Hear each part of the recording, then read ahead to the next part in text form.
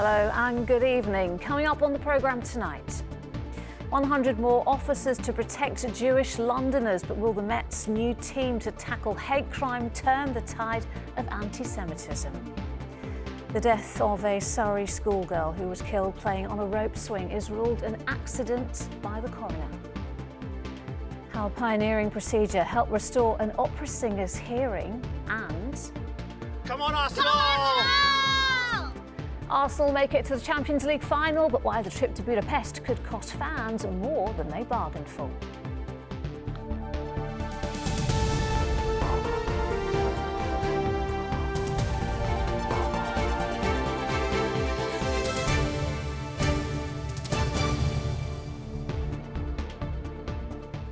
Good evening. A week on from the stabbing of two Jewish men in Golders Green, the Met has announced an extra 100 officers to tackle anti-Semitic crime in the capital. The team will focus on protecting the Jewish community, which the force says faces some of the highest levels of hate crime, and will include neighbourhood policing, specialist protection and counter-terrorism capabilities. But the initial number of extra officers pledged had been 300. We sat down with 4 senior figures within London's Jewish community and asked them whether they felt enough was being done to keep them safe. They spoke to Kath O'Patter. So much hate is generated. 4 Jewish community leaders together in their place of worship at a time of rampant anti-Semitism. Golders Green, is this going to end? Do you think, all of you here, do you think this is going to end? Are you worried that there might be another Golders Green? We can't pretend to ourselves that there isn't a potential risk on our doorstep at any moment.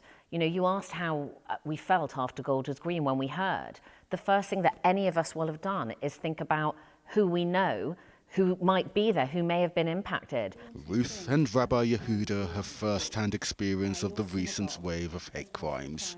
Theirs being one of the synagogues that someone tried to burn down. This synagogue, we were saved by the fact there was a police patrol just going past. So that's why we think the police did a fabulous job, and they're still doing it. And they saw what had happened. They were amazing. That night when it happened, they were absolutely wonderful. I can't fault them. I can't fault the Fire Brigade, and also CST, Community Security Trust. They were absolutely wonderful. It's the most daunting thing to come and find your shul, your synagogue, as part of a crime scene. It's just in the middle of the night and all lights, cars, lights flashing. It's unbelievable, and you think you're not living this. With every attack and every hate crime, fears deepen. Jews are now left having to change their way of life. Understanding the vigilance, the hypervigilance that Jews across the capital, across the UK are having to employ, it might be difficult for those who aren't Jewish, but what does that look like? I have members of my own family for the first time ever, because I'm British, I've been brought up in this country, and for the first time ever they've actually voiced to me, maybe it's time to go. Maybe it's time to leave the country. Maybe it's time to go to Israel. For instance, social media, I never post where I am until after I've left. My address would not be public. These are things that we all think about as normal things, you know. Things you should be allowed to do. Right, exactly. Or you know, when I think about, there was an attack on a kosher supermarket in Paris many years ago. But I said to my niece, you know, have you ever been told what would happen if something happened in your school, if something bad happened? I didn't want to scare her. Straight away, without hesitation, she said, we hide under our desks or we lock the toilet door. She was 8. Even in these dark days where fears are high, anti-Semitism at its highest, smiles still fill this synagogue. These are people who've known persecution and have learned resilience.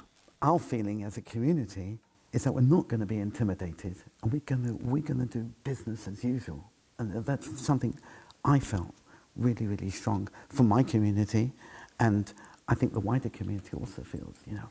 This isn't their fight alone. And before we leave, one final plea. What we need is for people to be brave. There is solidarity to be found, but we do need people to come forward to help us. There are people who would say they are self-proclaimed anti-racists, yet have been absolutely silent as anti-Semitism has run rampant on our streets. Okay, have some really powerful statements there. Extremely powerful stuff. And one thing that really came out of that conversation was the fact that these aren't just attacks on Jewish people, they're attacks on all of us, our way of life. One thing these community leaders were keen for people to do was to call out the racism, call out the anti-Semitism if and when they see it. Because right now, a large number of Jewish people are feeling abandoned and alone. And Kath, give us a bit more detail on this new team to tackle anti-Semitic hate crime and how it differs from current policing. Yeah, so it's a new unit in the Metropolitan Police known as the Community Protection Team, an extra 100 officers initially, 300 like you said earlier. It's a mix of neighbourhood police officers and members of the counter-terrorism team. That counter-terrorism element really takes things to the next level. These guys, they have the latest resources, greater powers, more training and intelligence gathering, all the things you need to better stop these attacks, these hate crimes, these acts of anti-Semitism before they ever happen. All right, Kath, thank you. Some other news now. A driver who failed to stop at the scene of a crash in Essex which killed 2 children has been spared jail. Darcy and Roman Castledon died in February last year near Basildon after the e-scooter they were riding was struck by a car. Demante Zeobright, who was driving, has been sentenced to 3 months in prison, suspended for a year. The family of a 25-year-old who died after a shooting in Brixton has said their hearts are absolutely broken. Keanu Taylor died in the early hours of Saturday morning after the incident on Cold Harbour Lane. 3 others were injured. Police have launched a murder investigation. 100 mothers have joined a London women's campaign calling for better care for expectant mums who develop a potentially fatal pregnancy complication. If left undetected, placenta accretia spectrum, known as PASS, can lead to serious health implications. Now, scores of women have come forward to tell their stories of how they were affected. Here's Carolyn Sim. It was the worst year of my life and I felt totally abandoned. I didn't know what the outcome of my delivery for me and my baby would be. My medical team told me that I was lucky to be alive. These are just 3 of 100 women who've joined Amisha Adia's campaign. They all had placenta accretia spectrum, or PAS, which causes catastrophic bleeding following childbirth and can be fatal. They all feel the medical care they received was inconsistent. Just how much I was unheard throughout my second pregnancy, despite having the pathology reports, the diagnosis. I was led to believe that this didn't really happen to me. It felt like a death sentence. It was just a big blood loss. You're going to have a hysterectomy. And I was 24 years old, so obviously being very young, it was a very scary time. I don't think anyone can ever prepare you for that feeling of being diagnosed with it and how scary it is and like the unknowns. Amisha Adia started the Action for Accretia campaign with her husband Nick after 5 hospitals failed to spot that she had the condition. The campaign wants updated guidelines for clinicians to improve care. It wants a proper database of cases and for a national training programme so that every maternity unit can offer the best care. We started the campaign just after our daughter came out of neonatal care. In that time, we've engaged 30 parliamentarians. We've got 12 maternal and neonatal charities that are supporting us. So many more women have PAS, but it's just not accounted for. It's not that it's rare, it's just invisible. Their campaign has already had 1 breakthrough. The Royal College of Obstetricians and Gynecologists is now updating its guidelines to recommend clinicians look for different types of PAS which often go undiagnosed.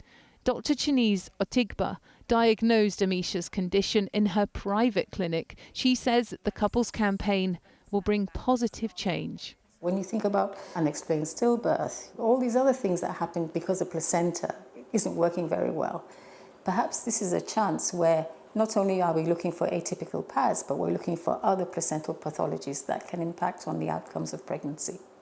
NHS England told us maternity teams can refer women to specialist NHS centres with experienced teams and access to critical care. But Amisha says her campaign will continue as the number of people with the condition grows. Carolyn Sim, ITV News. The death of a Surrey schoolgirl who died while playing on a rope swing has been ruled an accident by a coroner. Brooke Wiggins was killed after she was hit by a falling branch.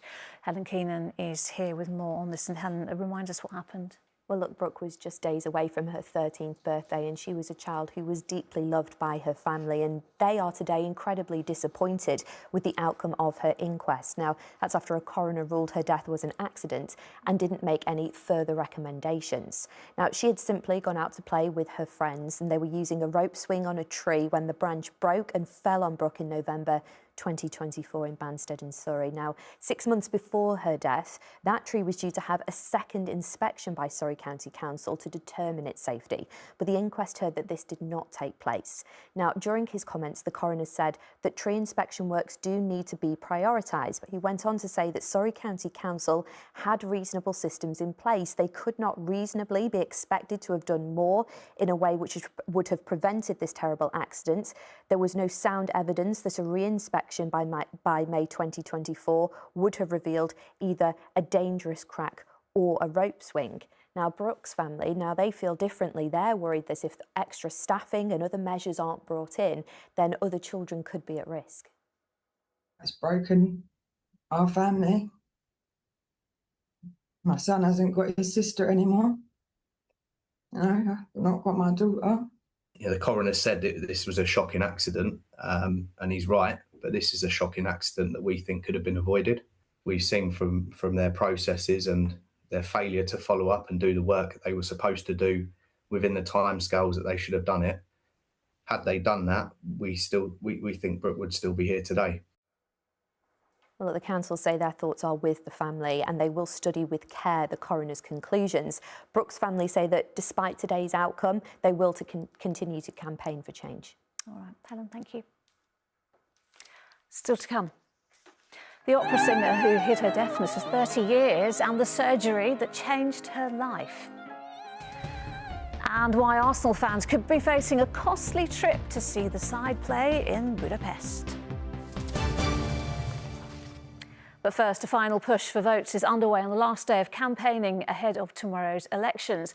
In London, one of the tightest contests is in Hillingdon. The Conservatives have been in charge since 2006, but that could all be about to change, as our political correspondent Simon Harris explains.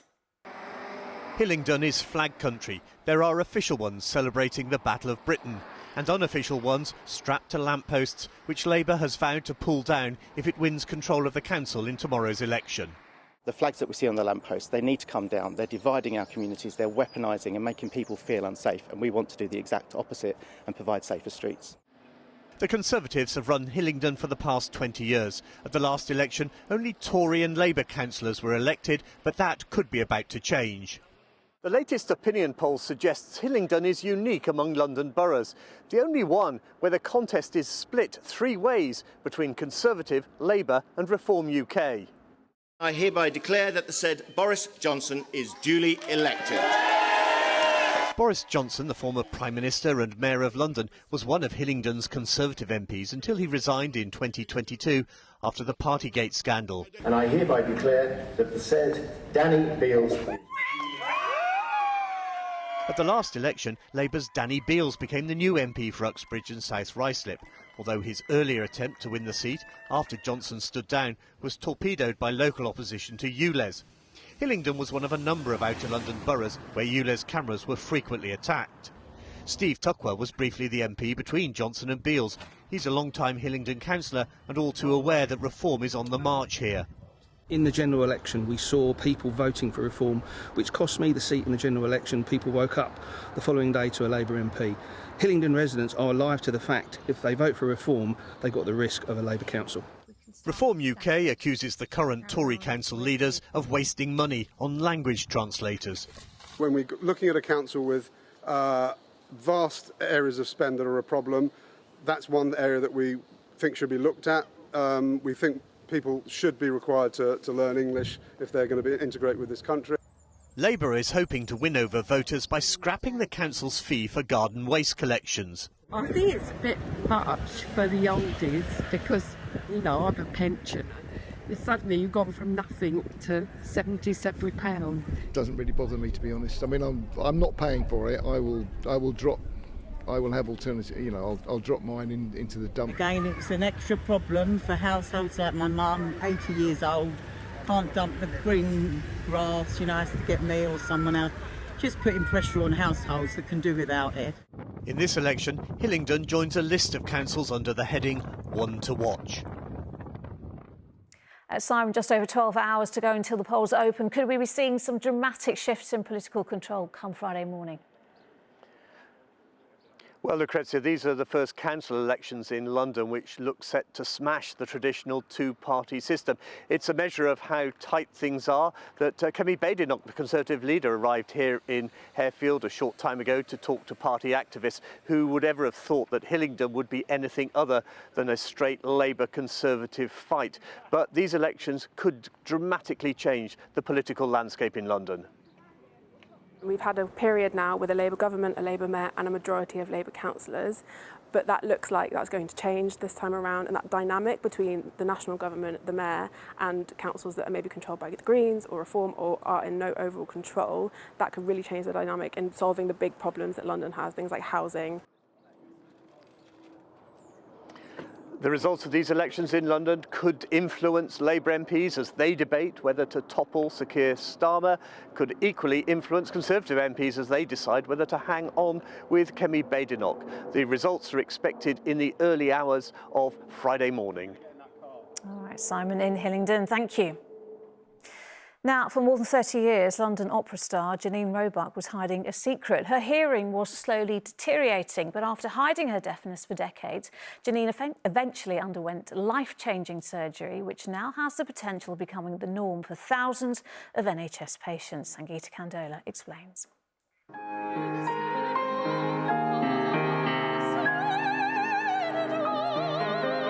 For over 30 years, London mezzo-soprano Janine Roebuck was hitting all the right notes. But she'd been hiding a secret. The number one question every day was, will I hear my note in the piano or the orchestra? You know, it was terribly important. And that's because as Janine's musical career progressed, so too did her deafness, a condition that she genetically inherited. She says going on stage at venues like the Royal Opera House could be challenging. You devise ways of coping with that. So you would make sure that your eye is glued to the conductor so you don't sing out of time. Some of my dear colleagues knew, but I hadn't told the world at large because I thought people would stop employing me.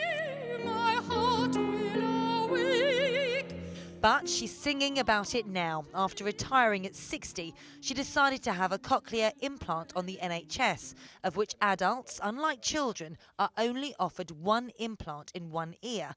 Janine paid for the other one privately and says it's been life-changing.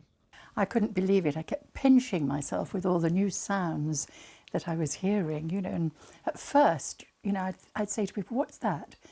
And they'd say, oh, it's a ticking clock. Joy of discovering or rediscovering things you'd lost for decades, like bird song or the sound of rain on leaves, which I didn't even know there was a sound.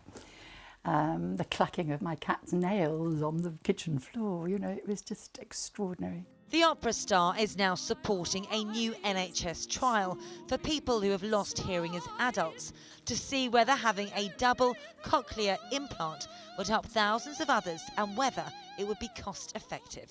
It's still quite miraculous to me, and I want everybody to know that joy. Sangeeta Kandola, ITV News. Next tonight, Jack Rooke is a BAFTA-winning writer and performer from Rickmansworth, and you'll probably know him best as the creator of hit TV comedy Big Boys. What you might not know is that the coming-of-age sitcom was partly inspired from a show Jack performed 10 years ago at the Edinburgh Fringe Festival. Now, a decade after its original run, he's revived that show for a new tour, which kicks off right here in the capital. Before we chat to Jack, let's remind ourselves of the much-loved Big Boys. Hi, I'm Jack. This was me in 2013, a closeted mummy's boy with a newly dead dad and a perm. So when I got into uni, it was a big deal. Welcome to the best 3 years of your life, and that's just for your mum. And that's where I met Danny. He looks like a take me out contestant. Little bit of bum can't be mixed. Well, I'll keep my light on for him. And Jack's here now. Big boys. Did you expect it to be such a big hit? I always hoped it would be, but you never really know. I mean, I was sort of really young when I started writing it. I was like 24. Yeah, I mean, wow. I'm 32. I'm not old. Not I've at all. I've definitely aged somewhat. I'm definitely glad we've had our final series out now, and I don't need to write about being at uni anymore. It was such a hit. You got a BAFTA. Let's just take a moment to have a look at that. And the BAFTA goes to Jack Rooke. Big boys. Thank you so much. That was one BAFTA, because you actually got a couple, haven't you? And you've been nominated for more as well. What is that like, being BAFTA winning, BAFTA nominated? It's very strange. I mean, I think it's quite nice. It's nice for my mum. I've kept them at my mum's house to keep me humble, so that I don't get a big head about it. But I mean, it's a lovely. It's so nice because also the BAFTAs, the juries are your peers. They're other comedians, other writers. So it feels really nice to have that sort of seal of approval. Yeah. And it went on to, well, it ended after the third series. But I mean, fans always want to know: are you going to bring it back? Is it going to be more? No, not like Christmas special or something no, like that. I think there's something really special about going. There was 3 series, we did it all, and there's 3 years of university. Like it's done. I kind of. You know, I still imagine what those characters are up to, but I think that will just remain in my own head and heart. Talking of characters, you actually filmed with Alison Hammond and Rylan. Yes. They were cameos, amazing cameos. Truly. That must have been fun. But also, I hear Kylie's a fan. Kylie apparently has watched series 1. Oh my I know. And I'm very excited for this Kylie documentary that was announced today. Rylan was amazing. Alison Hammond was amazing. Truly both 2 of the most consummate professionals I've ever worked with. They should act more. If they weren't so successful hosting things, I'd be like, please get a sitcom, They're quite busy. But listen, so you're on the road now. The tour is called Good Grief. So tell us a little bit about that, because I think one of the big shows, you've got it at the Roundhouse in Camden, August 14th. Yeah, which what is can people expect? mad. I mean, it's a show that I wrote with my nan when I was 21, basically. My nan was 80. Yeah. And I suppose it's my experience of losing a parent and her experience of losing a child. But it's a comedy. It's about like the awkward, weird things that people do when somebody dies. And it is a sort of celebration, I suppose, of how we kind of help each other get through grief. And it was so weird. My nan was from Harefield. You just showed a clip of her street. Amazing. Come full circle. I know. Oh, Jack, listen, it's been lovely to talk to you. Very best of luck with winning all those other BAFTAs as well. Thank you. I'll try. And the show, Camden Roundhouse, one more time for people watching, August the 14th. Jack, thank you for joining me. Thank you. Next tonight, a bit of sports, and Arsenal have reached the Champions League final for the first time in 20 years after beating Atletico Madrid. But it is bittersweet for some fans who plan to travel to Budapest for the match due to the eye-watering cost of accommodation and flights, as Rags Martel reports. It's quiet here now, but last night, this place was loud. Next stop, Budapest, and a crack at the ultimate prize. In full voice, singing loud and proud. And they were still going today. Come on, Arsenal! It was mind-blowing, truly memorable. Thank you for having us, Arsenal. Quite emotional, it looked like you're going to cry. Yeah, I've shed many tears. Oh, it's amazing. And the atmosphere was just electric. I'm excited. Do you know what, yeah? We've had a good season. They said we bottled it, yeah? But we're here. We're in the Champions League final. Good evening, everyone. On the night, it was 1-0 to the Arsenal. Shoot or pass. He shoots. And Saka. And the goal, born and bred in London. It's so beautiful. You love to see what it means to us, what it means to the fans. Yeah, we're all so happy. They got this moment in the end, so we're celebrating it together. And it's such a big moment, Champions League final, the most prestigious tournament in club football. Historically, the Champions League has never been Arsenal's competition.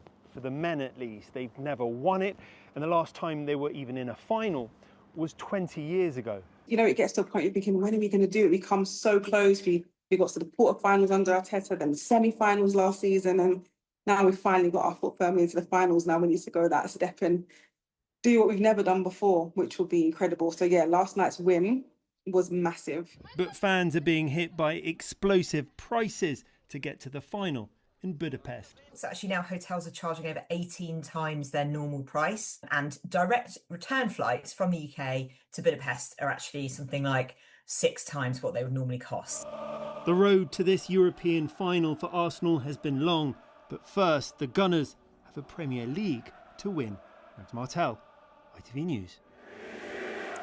Well, things should be warming up in Budapest by the time of that final. Bit chilly here, though. Time for the weather. Here's Sally with the forecast.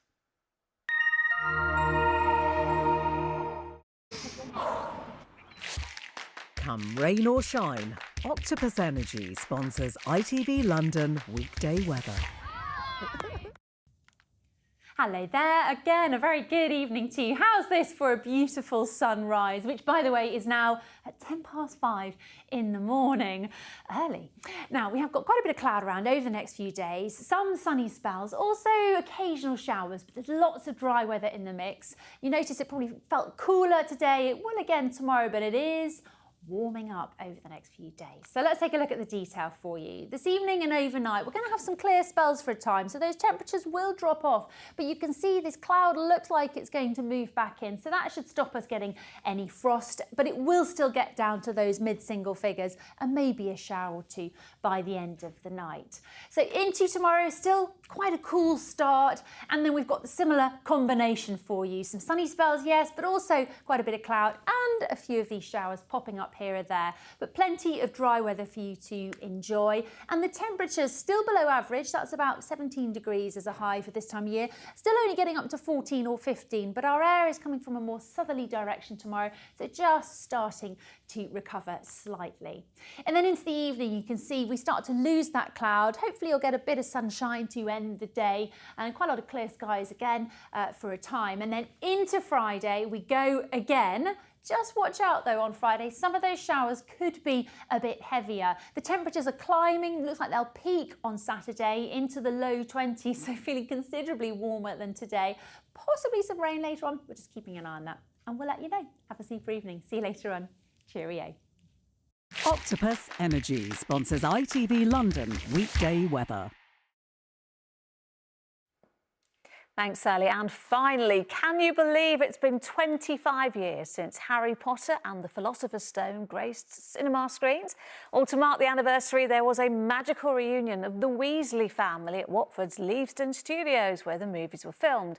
James and Oliver Phelps, who portrayed twins Fred and George, Bonnie Wright, who played Ginny, and Mark Williams, better known as Dad Arthur Weasley, all revisited the original sets today to celebrate the milestone. And that is it from us for now. The evening news is next with Mary, but for now, from all of us on the London team, bye-bye. Have a great evening.